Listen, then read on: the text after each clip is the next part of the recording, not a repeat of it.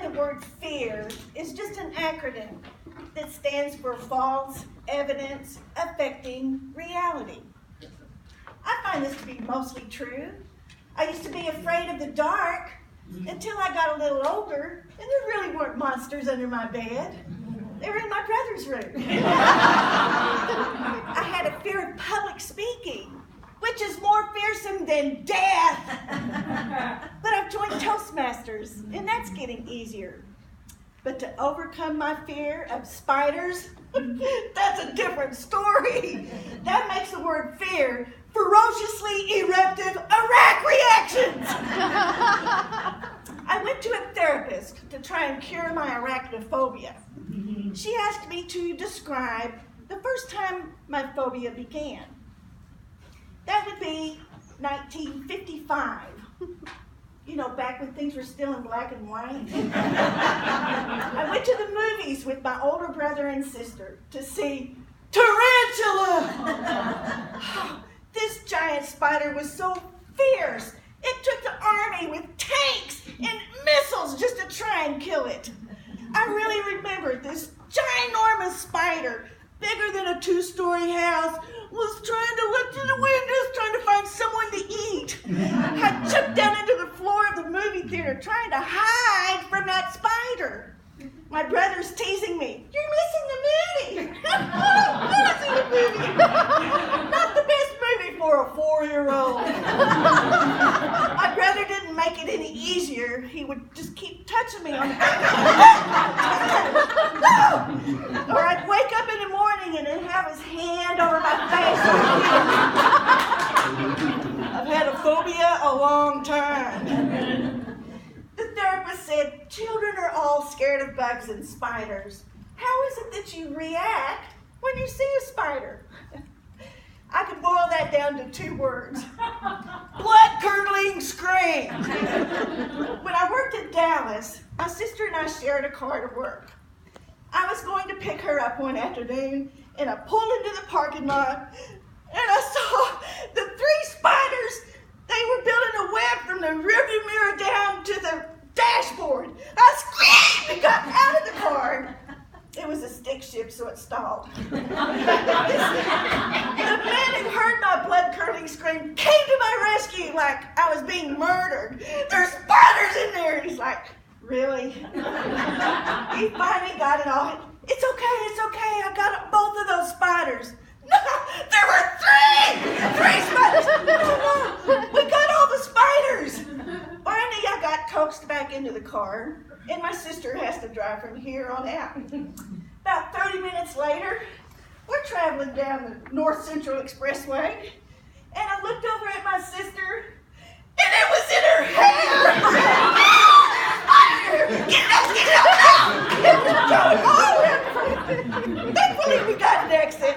And my sister gave me a piece of her mind, which affected my reality. Of course, the therapist tells me, well, you just tend to overreact. Really? I paid her for this. She said, they're just little bitty things. Can't you try and take control of the situation?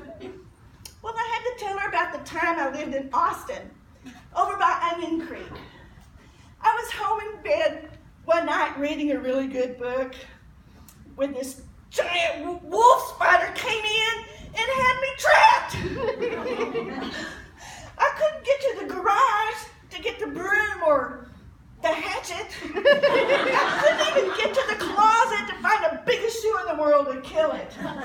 No, the only things I could find to arm myself against this spider was a bottle of alcohol and some matches. So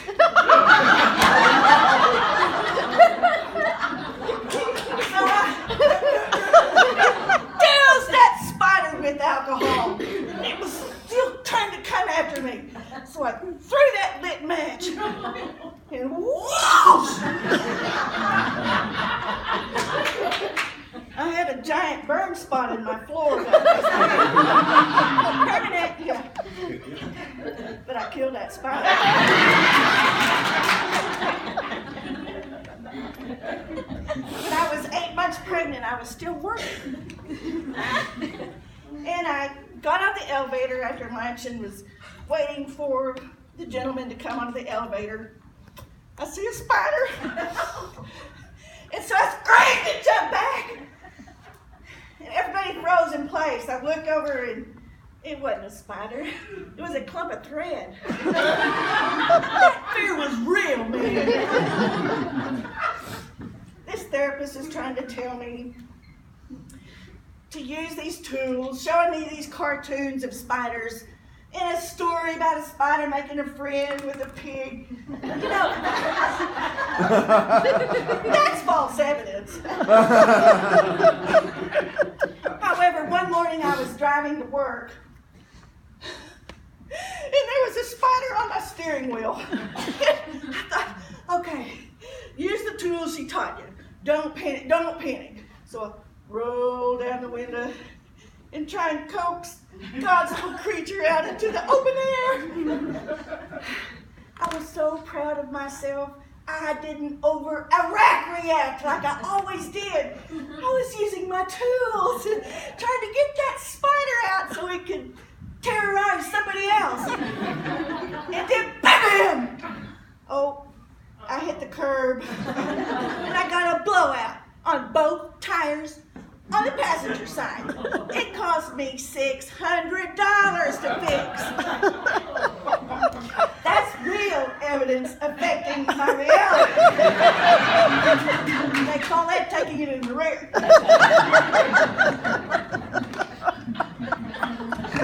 Naturally, I fired my therapist. I needed the money to pay for the tires. Perhaps you can't teach an old dog new tricks, but I'm trying to hang in there. I've got lizard thugs hanging all around my house. They'll take care of those spiders. And I'm trying to change that word fear into face everything and rise. So look at me now. I'm public speaking.